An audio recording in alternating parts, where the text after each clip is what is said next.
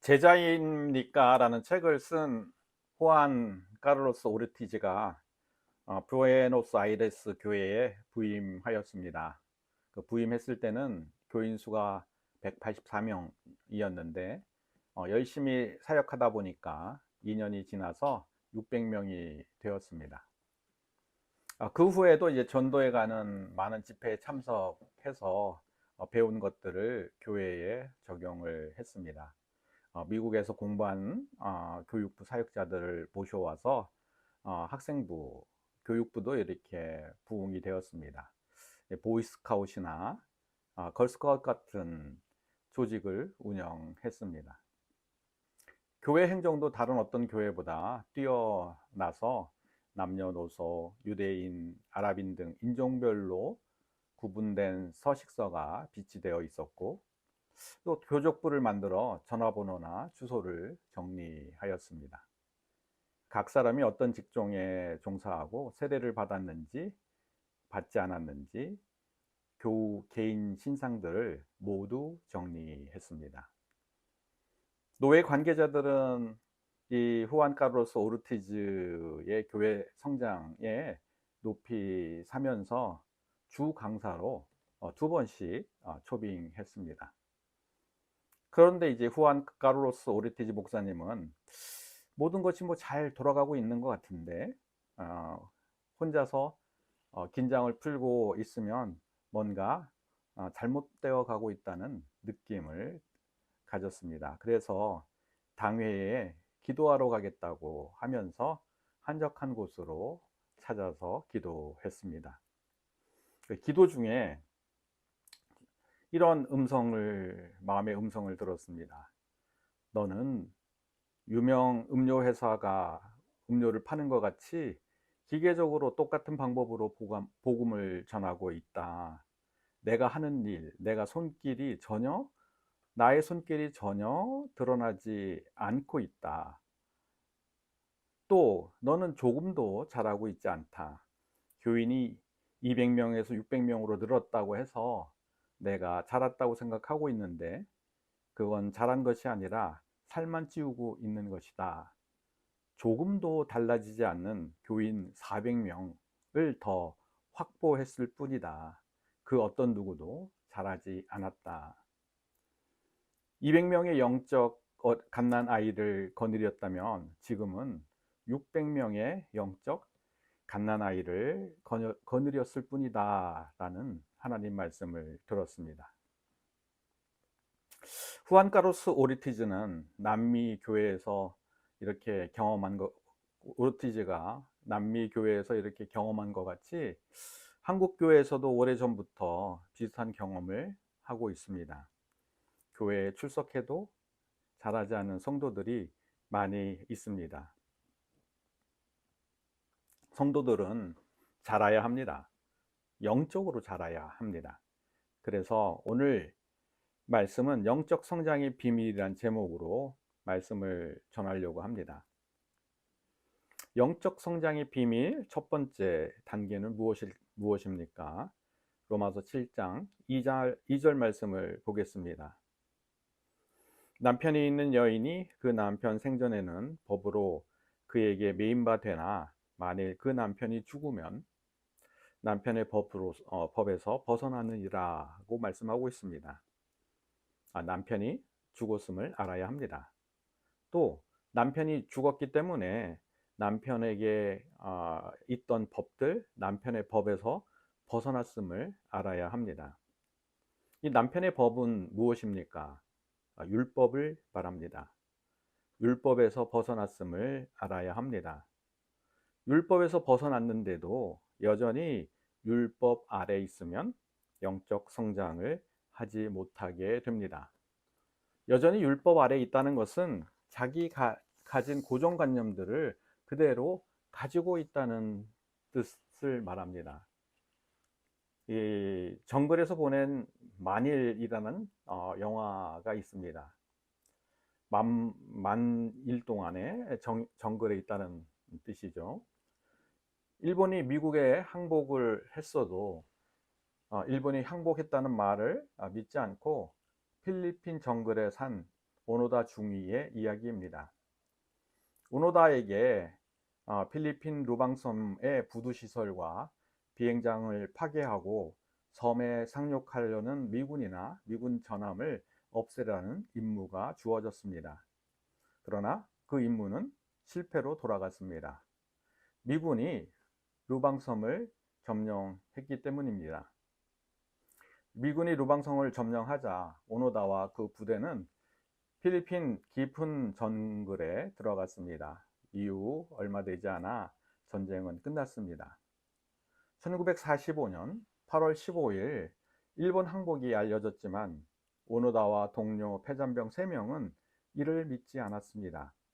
적들이 자기를 죽이려고 전략을 펼치고 있다고 믿으면서 바나나 껍질, 코코넛, 훔친 쌀들을 먹으면서 뱀과 개미로 뒤엎인 야생에서 빠져나오지 않고 있었습니다. 이후 수색대가 파견되어 이들을 찾았으나 오노다는 이들이 포로에 잡힌 일본군이라고 생각하면서 강제로 자신을 찾고 있다고 믿고 나오지 않았습니다. 오노다는 가족이 보낸 사진 또한 조작된 것이라고 믿었습니다.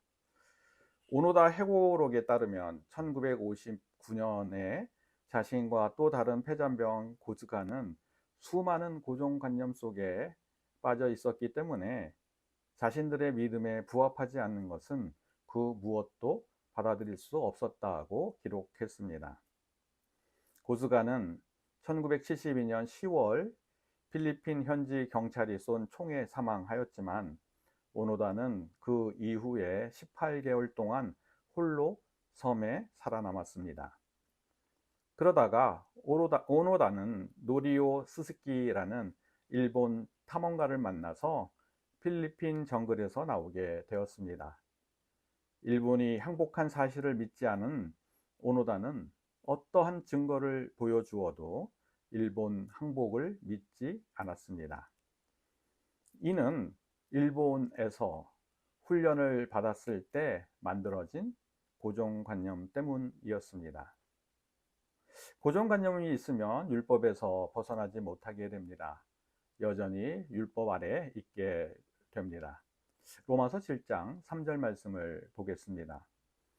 그러므로 만일 그 남편이 생전에 그 남자에게 가면 음녀라.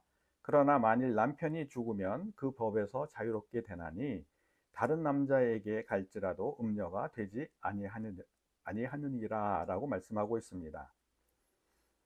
고정관념은 율법을 지키려고 하고 있습니다. 율법을 지키지 않으면 음녀가 된다고 생각하기 때문입니다. 도덕적으로 옳지 않다고, 율법을 지키지 않으면 도덕적으로 옳지 않다고 생각하기 때문입니다. 누가복음 18장 18절 말씀을 보겠습니다. 어떤 관리가 물어 이르되 선한 선생님이여 내가 무엇을 하여야 영생을 얻으리오까? 라고 물어봅니다. 부자 관리는 예수님께 어떻게 해야 영생을 얻는지 묻습니다. 예수님께서 너는 계명을 다 지켰느냐? 라고 이렇게 물었더니 이 부자 관리는 자기는 어릴 때부터 모든 계명을 다 지켰다고 예수님께 말씀을 드렸습니다. 예수님께서 이 말을 듣고 한마디 하셨습니다. 누가복음 18장 22절 말씀을 한번 보겠습니다. 예수께서 이 말씀을 들으시고 이르시되 내게 아직도 한 가지 부족한 것이 있으니 내게 있는 것을 다 팔아 가난한 자들에게 나누어 주어라. 그리하면 하늘에서 내 보화가 있으리니 그리고 와서 나를 따르라 하시니라. 내게 있는 것을 다 팔아 가난한 자에게 나눠주고 예수님을 따르라고 말씀하셨습니다. 부자 관리가 지킬 수 없는 계명이 있었던 것입니다. 이 부자 관리는 이 계명을 듣고 매우 근심하면서 예수님을 떠났던 것입니다. 그리스도를 믿어도 율법 아래 있으면 영적으로 성장하지 못합니다. 빌립보서 4장 25절을 보겠습니다. 23절입니다. 4장 23절. 23절 주 예수 그리스도 은혜가 너희 심령에 있을지어다. 율법 아래 있으면 은혜가 없습니다. 은혜 아래 있어야 영적으로 성장합니다. 은혜는 그리스도 안에 있을 때 은혜가 넘치게 됩니다. 로마서 7장 4절 말씀을 한번 보겠습니다. 그러므로 내 형제들아 너희도 그리스도의 몸으로 말미암아 율법에 대하여 죽임을 당했으니 이는 다른 이 곧 죽은 자 가운데서 살아나신 이에게 가서 우리가 하나님을 위하여 열매를 맺게 하려 함이라 라고 말씀하고 있습니다. 은혜 아래 있다면 열매를 맺게 됩니다. 죽은 자 가운데 사신 이에게 가야 열매를 맺는다고 말씀하고 있습니다. 죽은 자 가운데 사신 이는 예수님입니다. 예수님께 가야 은혜 아래 있다는 말씀입니다. 은혜 아래 있어야 열매를 맺습니다. 열매를 맺으면 영적 성장을 하게 됩니다. 여기서 예수님께 가라는 뜻은 은혜를 받아들이라는 뜻입니다. 이 받아들임은 율법의 불가능한 요구로부터 우리를 해방시키게 됩니다. 예수님이 율법을 성취하셨음을 받아들이는 것입니다. 마태복음 5장 17절 말씀을 보겠습니다. 내가 율법이나 선지자를 폐하러 온 줄 생각하지 마라. 폐하러 온 것이 아니라 완전하게 하려 함이라. 예수님께서 율법을 성취하셨기 때문에 율법의 성취를 받아들이면 되는 것입니다. 우리가 율법을 어겨도 예수님께서 하신 율법의 성취를 받아들이면 하나님의 관계가 끊어지지 않습니다. 이 진리는 영적 성장에서 매우 중요합니다. 우리가 하나님 앞에 옳게 보이려고 하는 노력을 합니다. 그런 경향이 있습니다. 우리 안에 율법이 역사하고 있기 때문입니다. 여전히 죽은 남편을 그리워하고 있기 때문입니다. 그러나 옳지 않은 자신을 바라보면 두려움, 수치심, 죄책감 등이 생겨납니다. 두려움, 수치심, 죄책감 등이 생기면 자기 자신을 정죄하거나 아니면은 다른 사람에게 탓을 하게 됩니다. 자신을 정죄하면 우울증이나 공황장애 같은 정신적인 고통을 느끼게 됩니다. 반대로 다른 사람을 탓하게 되면 다른 사람을 공격하거나 다른 사람에게 화를 내어 자신의 혈관이 막혀서 또 육체적인 중풍이나 치매가 빨리 오게 됩니다. 육신적으로 또 정신적으로 문제가 생기는 이유, 그것은 자기가 옳게 보이려고 했는데 그렇게 되지 못하였기 때문입니다. 옳게 보이려고 하면 영적 성장을 하지 못하게 됩니다. 그러나 받아들임은 하나님과 따뜻한 친밀한 관계를 맺게 합니다. 그래, 그럴 수가 있지. 그래, 그래도 우리가 이래도 주님께서 받아들이지 라고 주님께서 하신 일들을 받아들이면 우리의 참모습이 드러나게 됩니다. 받아들임의 관계가 이루어지면 우리가 더 솔직해지고 우리의 약점을 그대로 드러나게 되면 또 우리가 약점을 그대로 드러나게 되면서 우리에게 있는 오히려 더 밝은 면을 발견하게 됩니다. 이러한 관계가 우리의 영적 성장을 촉진시킵니다. 예수님께서 율법을 성취하심을 받아들여 율법의 정죄에서 받아들이면 율법의 정죄에서 자유롭게 됩니다. 율법에서 자유롭게 되면 하나님과의 친밀한 관계를 맺게 됩니다. 영적 성장을 하게 된다는 것이죠. 예수님의 성취를 받아들이는 것, 이것이 영적 성장의 비밀입니다. 이것이 은혜 아래에 있다는 증거입니다. 율법이 아닌 은혜에 있다는 증거가 있어야 영적 성장을 하게 됩니다.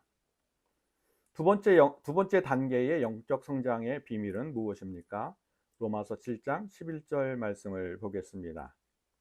죄가 기회를 타서 계명으로 말미암아 나를 속이고 그것으로 나를 죽였느니라 라고 말씀하고 있습니다. 죄로 인한 율법이 나를 속이고 있음을 알아야 합니다. 죄로 인한 율법이라는 것은 나의 당위성을 말합니다. 내가 가진 당위성에서 벗어나야 영적 성장을 하게 됩니다. 창세기 2장 17절 말씀을 보겠습니다. 17절 말씀입니다. 선악을 알게 하는 나무 열매를 먹지 말라. 내가 먹는 날에는 반드시 죽으리라 하시니라. 하나님이 창조하신 에덴 동산에는 선악을 알게 하는 나무 열매가 있었습니다. 선악을 아는 나무 열매를 먹으면 반드시 죽는다고 말씀하셨습니다. 이 선악을 알게 하는 나무 열매를 먹게 되면은 선악을 알게 되기 때문입니다. 그러면은 이 선악은 무엇입니까? 이 선악은 창조 전에 있었던 것을 보면은 하나님이 좋아하시고 하나님이 싫어하는 것이 선악입니다. 근데 인간이 자기가 좋아하는 것, 자기가 싫어하는 것으로 선악을 판단함으로써 죄 안에 있고 이 죄 안에 있게 됨으로써 반드시 죽는다는 말씀을 하신 것입니다.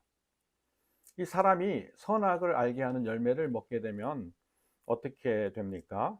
창세기 3장 22절 말씀을 보겠습니다.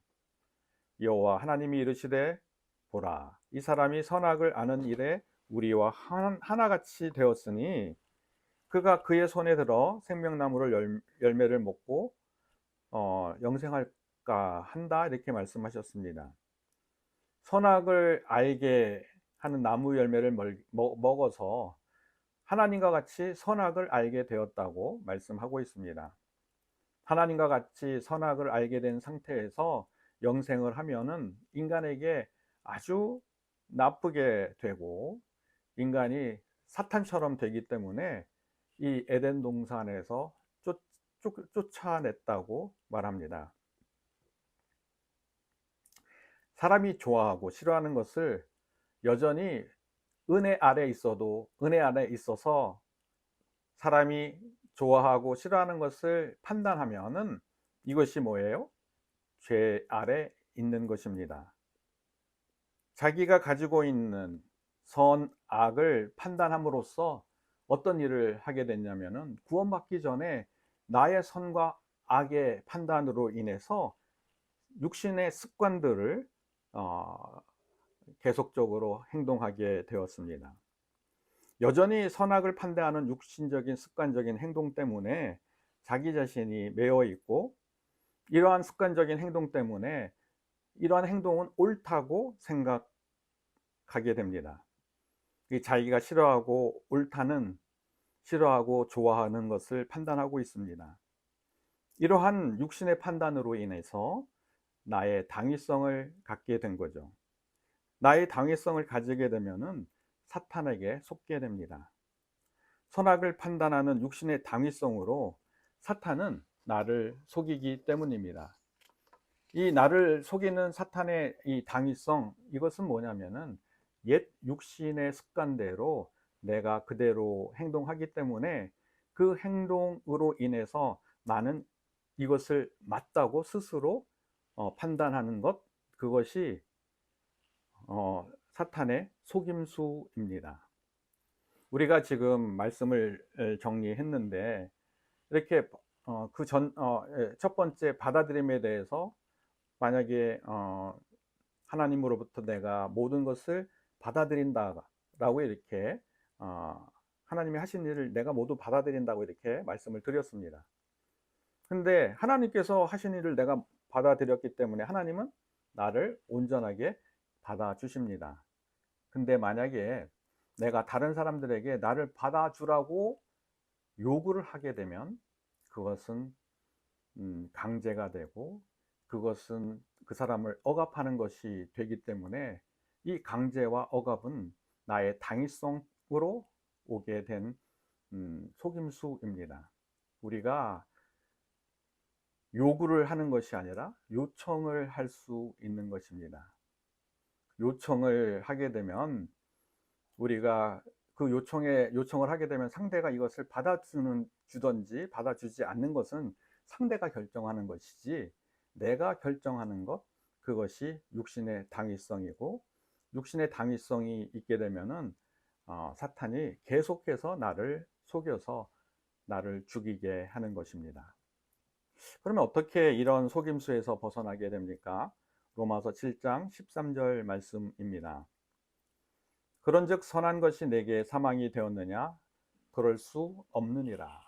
오직 죄가 죄로 드러나기 위하여 선한 그것으로 말미암아 나를 죽게 만들었으니, 이는 계명으로 말미암아 죄로 심히 죄되게 하려 함이라.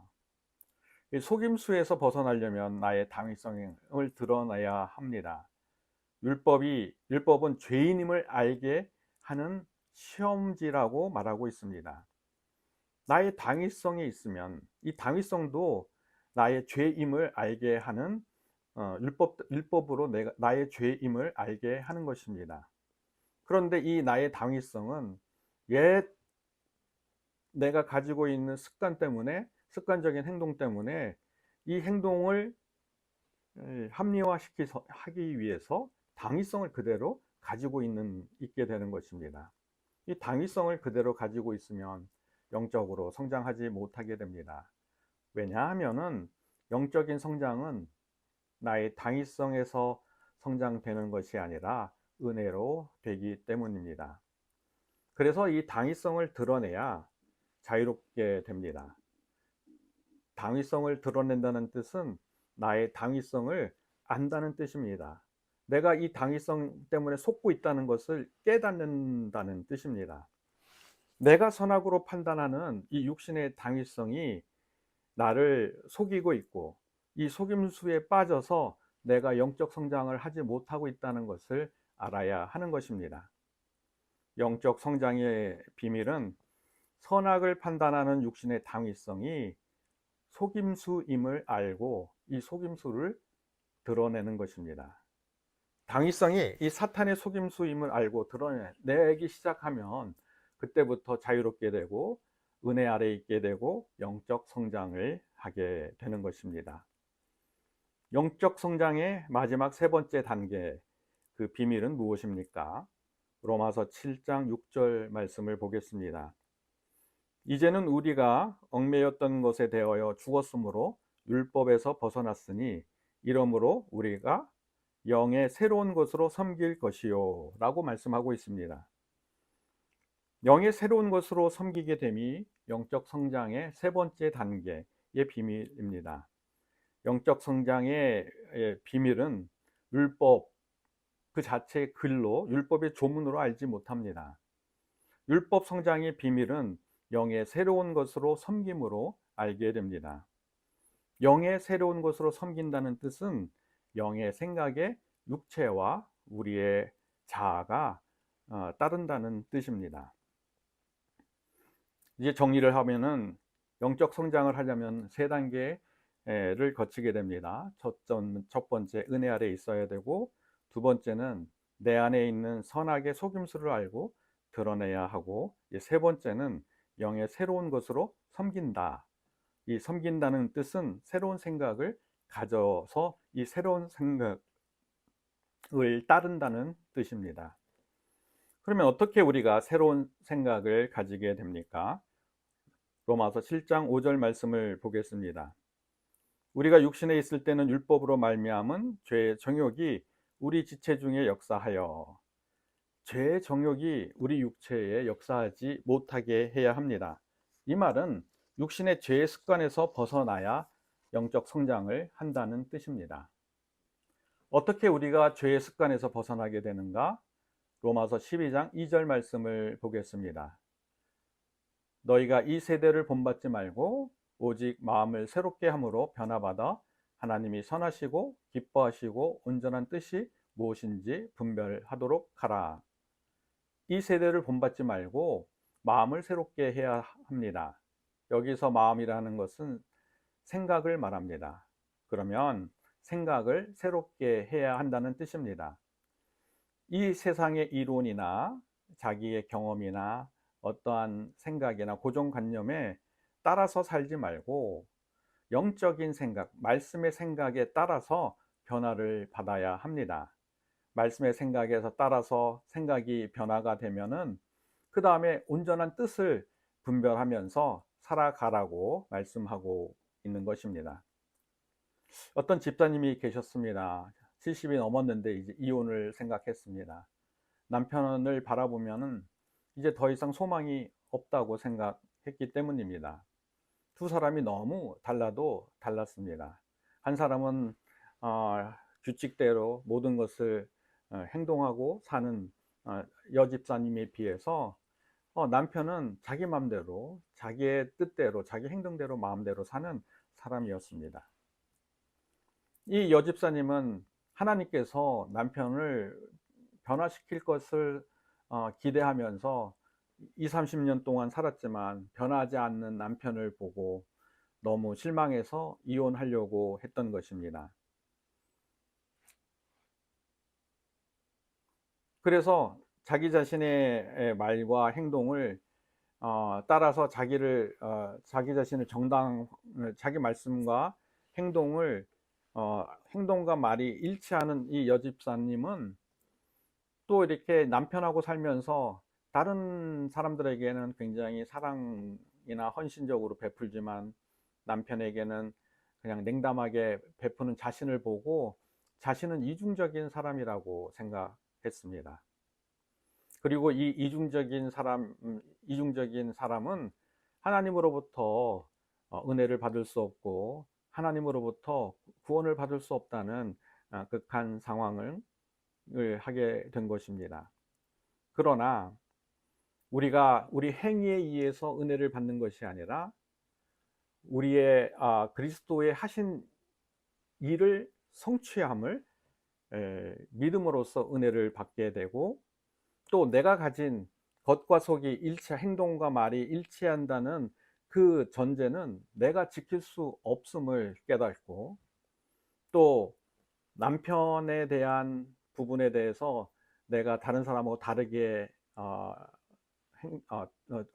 다른 태도를 취한 이유는 남편과 살기 위한 하나의 어떤 남편에 대한 사랑에 대한 작은 사랑의 표현이라는 것을 알게 됨으로써 성령께서 이 집사님을 에게 생각을 변화시키고 생각을 바꿔줌으로 해서 자기의 죄책감에서 벗어나게 되고, 이렇게 자기의 수치심에서 벗어나게 됨으로써 우울증과 공황 장애로부터 벗어나는 것을 보게 됩니다. 사탄은 육신의 생각으로 계속해서 죄책감, 수치심, 두려움을 갖게 합니다. 그래서 정신적인 우울증이나 공황 장애를 겪게 합니다. 그러나 은혜 아래 있고 나의 당위성을 버리고 하나님의 사랑을 알게 되면 세상의 두려움을 쫓아내어 새로운 생각을 갖고 새로운 생각으로 나의 행동과 나의 어떤 삶들과 육체를 이렇게 습관화하면서 통제하면서 살게 되는 것입니다. 영적 성장의 비밀은 세 단계의 영적 성장의 과정입니다. 첫 번째 영적 성장의 단계는 은혜 아래에 있어야 합니다. 예수님이 말씀하시는 율법의 성취를 받아들임을 말합니다. 두 번째 영적 성장의 단계는 선악의 판단을 하는 육신의 당위성이 사탄의 속임수임을 알고 그 당위성을 드러내야 합니다. 세 번째 영적 성장의 단계는 육신의 습관에서 벗어나 영적인 생각을 해야 합니다. 우리 모두 은혜 아래 있어 영적으로 강한 군대가 돼서 세상에서 승리하는 우리가 되기를 축원합니다.